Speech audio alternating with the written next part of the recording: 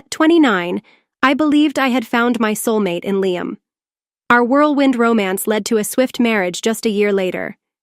Liam, an accountant with a tall frame and an infectious laugh, has a way of filling any room with joy.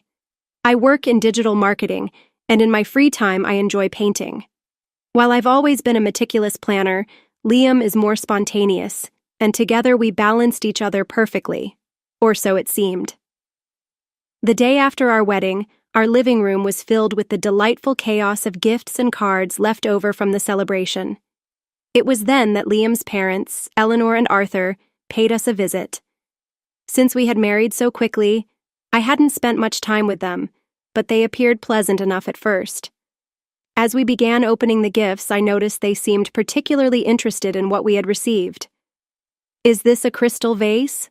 Eleanor asked, holding up a shimmering vase from my Aunt Sarah. She studied it closely, clearly taken by it. "Yes, it's beautiful, isn't it?"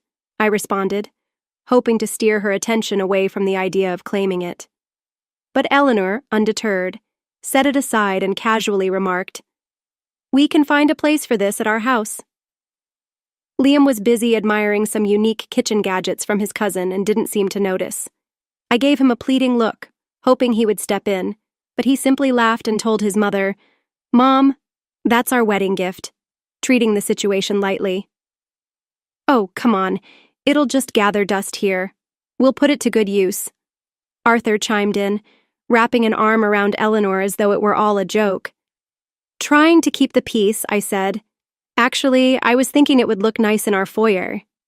Eleanor's expression shifted, a mixture of surprise and annoyance crossing her face. "Clara, you need to learn to share. We're family now, and families help each other," she said, her tone lecturing as if teaching me a lesson. Sensing the tension, Liam quickly stepped in to defuse the situation. "Let's not worry about this right now. We've got plenty of gifts," he said, giving me a brief look of reassurance. I nodded, swallowing my frustration as Eleanor and Arthur continued to mark items for themselves.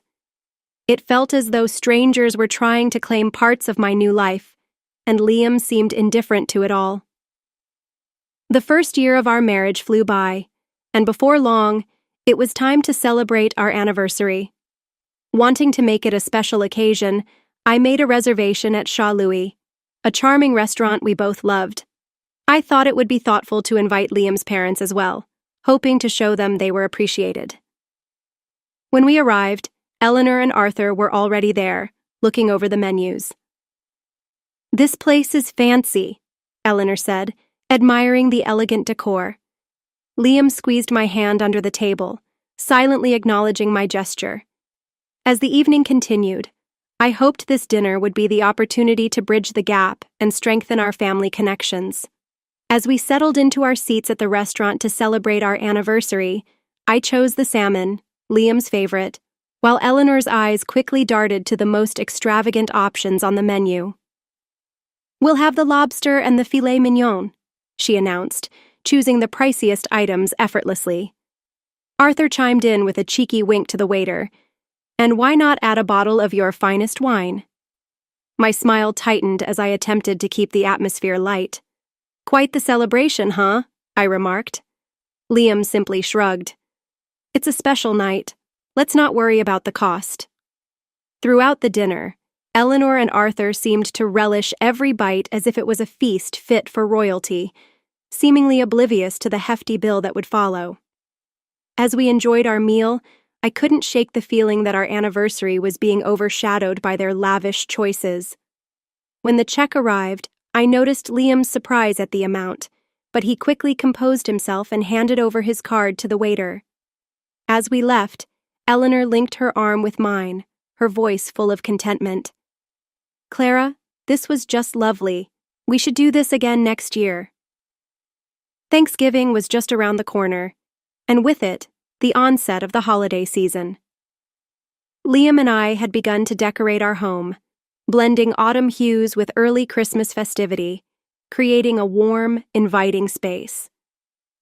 One evening, as we hung lights around the living room windows, Liam received a message. He chuckled as he read it. "Oh, my parents are ahead of the game. They've already sent over their Christmas wish list. Curious, I asked. Wish list? Yeah, they send one every year. It makes shopping easier, he explained, scrolling through his phone, handing it to me. I was taken aback by the extensive list, filled with high-end electronics, designer clothes, and luxury goods that seemed more extravagant than necessary. They can't be serious, I remarked, scrolling through the list in disbelief. Liam shrugged as he took his phone back. They like the good stuff. What can I say? I was at a loss for words, feeling a knot tighten in my stomach. With Liam's birthday also approaching, I had been excited to give him a special watch he had been eyeing for months now. The excitement was dampened by the thought that our holiday gift seemed more about ticking off items on a lavish list than celebrating our love. When it came time for us to make our holiday wish list, I half-jokingly suggested, maybe we should just ask for charitable donations in our name. Liam laughed. Good one, but seriously, you need a new laptop, right? As the holiday season approached, I decided to give Eleanor and Arthur a practical gift, a nice coffee maker. Nothing extravagant. In return, they gave me a set of scented candles. While the candles were lovely, the disparity in our gift exchange was hard to ignore. Liam, on the other hand, was thrilled with the sophisticated drone they had gifted him. It was clear that the unspoken expectation was for us to give generously and receive modestly. It didn't feel right, but addressing it seemed to only invite tension, so I kept quiet, focusing on wrapping gifts and maintaining a cheerful demeanor through the holiday festivities. One afternoon, I was absorbed in work at my desk when the ping of an email notification caught my attention. It was about my quarterly bonus, and it turned out to be more generous than I had anticipated. Immediately, I thought of using it to do something special for Liam and me, a gesture to bring some spark back into our increasingly strained relationship. We had often talked about taking a romantic trip to Venice, and this seemed like the perfect opportunity to make that dream a reality. That evening, I excitedly shared the surprise with Liam over dinner. His reaction was pure joy.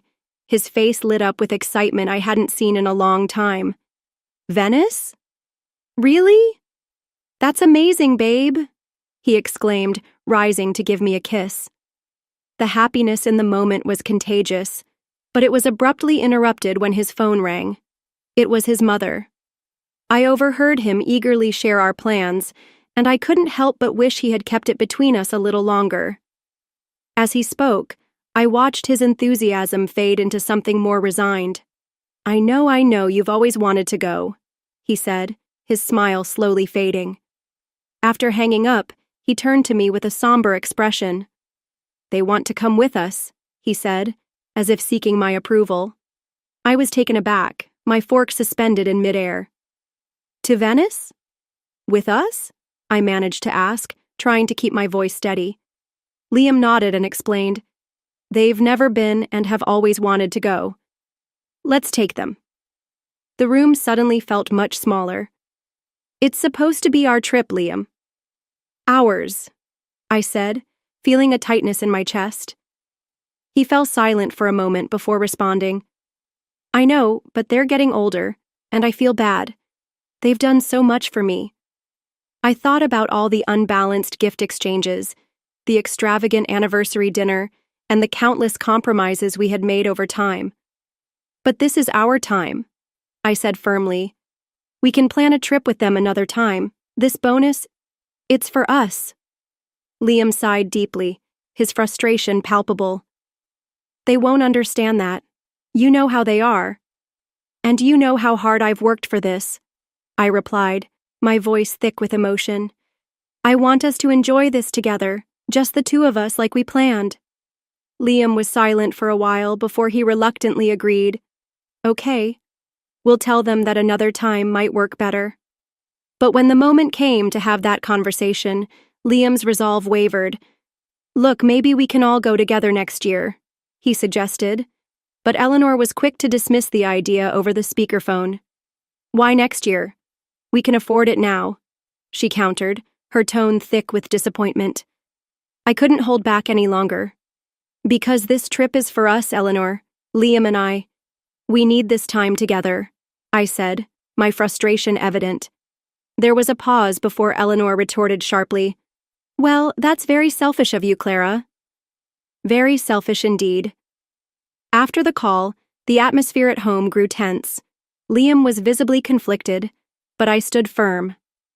This trip to Venice was meant to be a dream for us, and I wasn't going to let it be compromised. In the days that followed, Liam seemed like a shadow of himself, leaving early for work and returning late. Our interactions dwindled to the bare minimum. "Dinner's in the oven," I'd say as he walked in, my voice echoing off the walls of our now quiet home. "Thanks," he'd reply, his voice equally empty, reflecting the growing distance between us. He'd reply with a word that felt hollow, lingering in the space between us. I missed him, missed us. I yearned for the days when we dreamed together on the couch, our plans and laughter entwining effortlessly. I longed to break through the invisible wall that seemed to have erected itself after the argument about Venice, but every attempt to reach out felt like speaking through a barrier of thick glass. I could see him, but couldn't truly reach him. One particularly difficult evening, I found myself sitting across from Liam at the dinner table. The only sound was his fork clinking against his plate, punctuating the heavy silence. I cleared my throat. "Liam, we can't go on like this," I began, my voice a timid whisper, fearful of breaking the fragile peace. "We need to talk about what happened. We can't let this silence become our new normal." Liam continued to eat, his expression unreadable. Then, finally, he set down his fork, a sign I had his attention, if only for a moment. "What do you want me to say, Clara?" he asked, a hint of weariness in his voice. "I want to understand why you're taking this so hard. Why does it feel like you're choosing them over me?" I replied, the hurt clear in my tone. He sighed, folding his hands in front of him. "They're my parents, Clara. They've been hoping to go to Venice their whole lives. And what about what we've been hoping for? Our plans? Our dreams?" My frustration began to bubble up, my words becoming more pointed in my desperation to bridge the gap between us.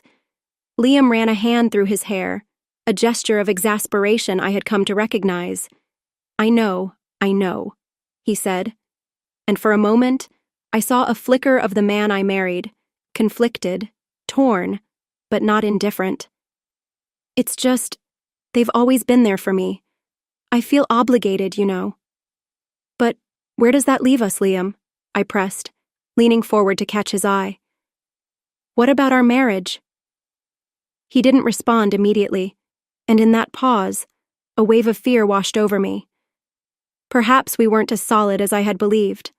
Perhaps our foundation was less rock and more sand, easily eroded by the steady tide of his parents' needs and wants.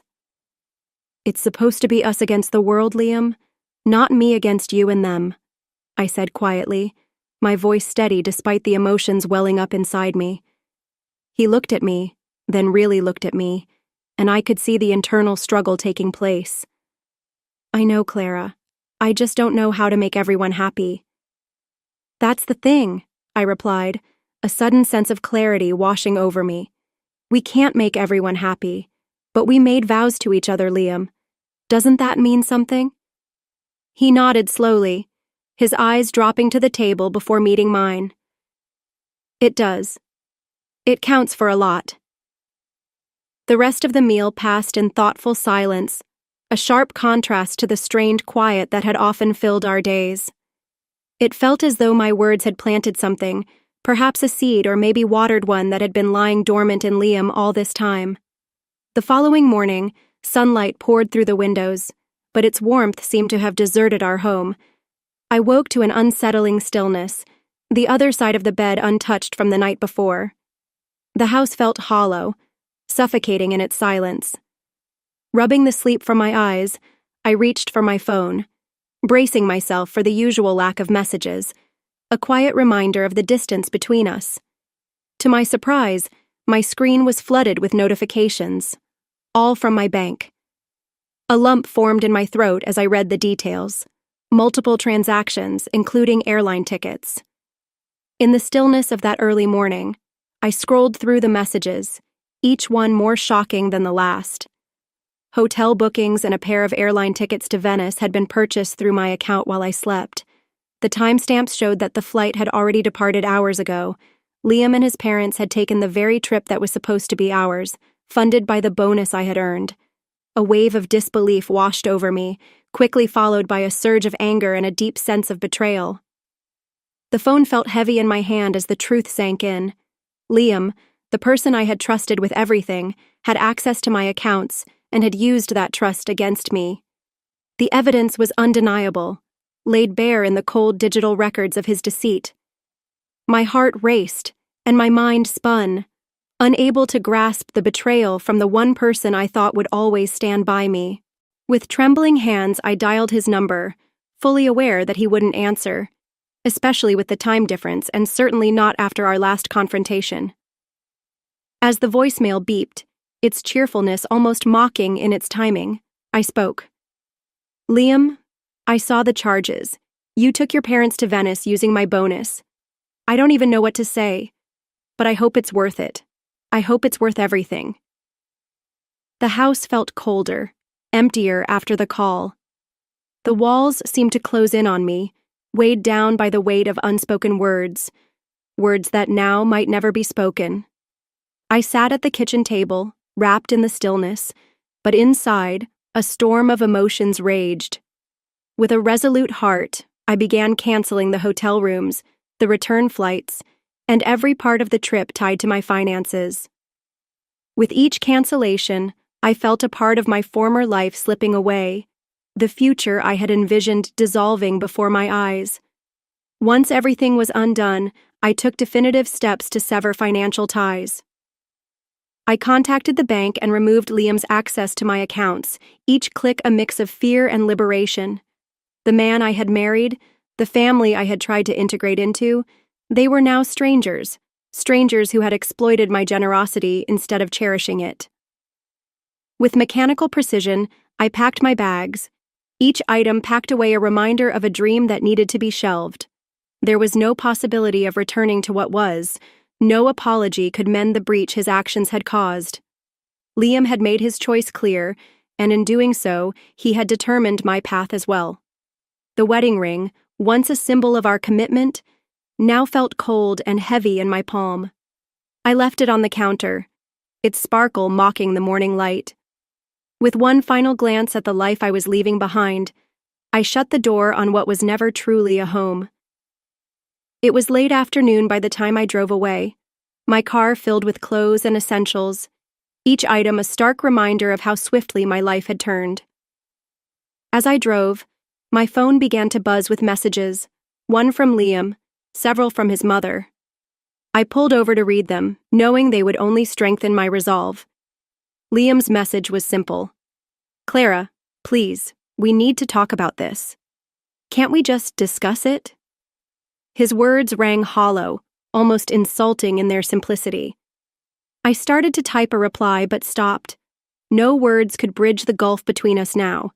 His mother's messages were a mix of confusion and attempts to justify their actions, but they too fell on deaf ears. The decision was made, and the chapter was closed.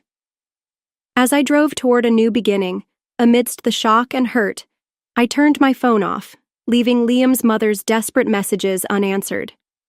They were halfway around the world, enjoying the sights of Venice on a trip funded by deceit. They could sort out their accommodations. My first move was to secure my finances. I drove to the bank, where the manager, a compassionate middle-aged woman, greeted me warmly. I need to ensure my husband can no longer access my accounts, I told her, my voice steadier than I felt. She nodded with understanding, assuring me, let's make sure you're fully protected. By the time I left the bank, I felt a renewed sense of control. My accounts were secure, and with a resolute mind, I drove to the only place I felt I could truly relax, my sister's house. She opened the door before I even knocked, pulling me into a comforting embrace. Clara, I've been so worried, she said, her concern palpable. As we sat at her kitchen table, she expressed disbelief at Liam's actions. "You deserve so much better," she asserted. I nodded, the reality of the situation sinking in. "I know. That's why I'm not going back. I've canceled everything and left the house. I'm done," I declared. Sophia squeezed my hand, a mix of anger and pride on her face. "Good for you. What's your plan now?" I glanced around the familiar surroundings, a sense of relief washing over me. "I'm starting with filing for divorce. I can't stay married to someone who has so little respect for me." "Do you need a lawyer?" Sophia offered immediately, ready to support me in any way she could. "I'll find one," I affirmed, feeling my resolve harden. "I need someone who doesn't know Liam or his family. I need this to be a clean cut." As Sophia and I unpacked my car and began planning the next few days, I found comfort in the mundane tasks, a grounding force amid the chaos. Standing in her kitchen with a mug of coffee warming my hands, my phone vibrated insistently. It was Liam again, his message a blend of apology and plea. "Clara, we need to talk. I'm sorry. I miss you and I think we can work things out." I sighed, his repeated, "I'm sorry," now feeling as insubstantial as a threadbare blanket. "Not this time, Liam," I muttered under my breath, crafting a response that left no room for doubt. "There's nothing left to discuss. Please respect my decision." The silence that followed was heavy, but it wasn't enough to sway my resolve. A few days later, my resolve was put to the test when Liam's parents showed up at my sister's doorstep, their faces twisted with anger. They barged past a stunned Sophia.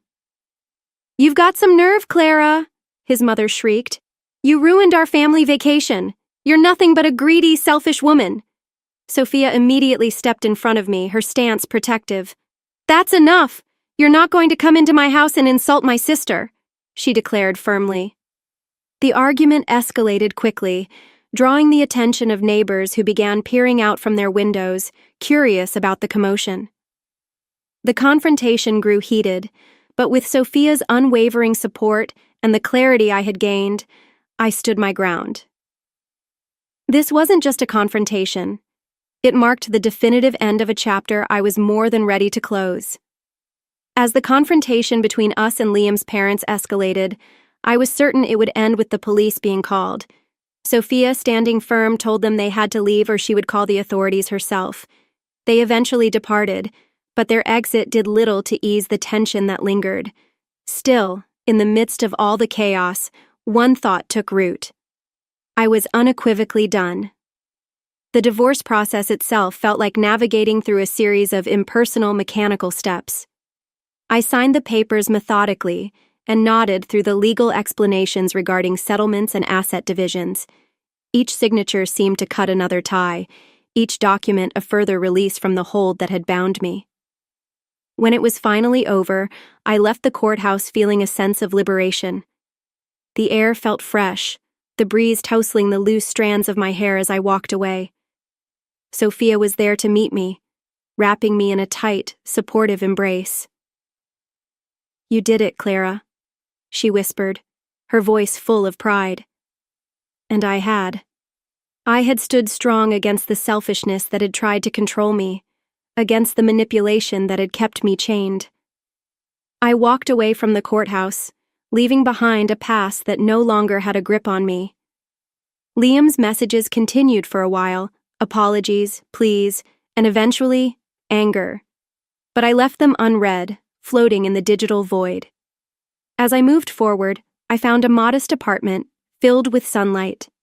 I decorated it with plants, stacked the shelves with books, and began creating new memories. I enrolled in courses that sparked a passion for learning I had long neglected.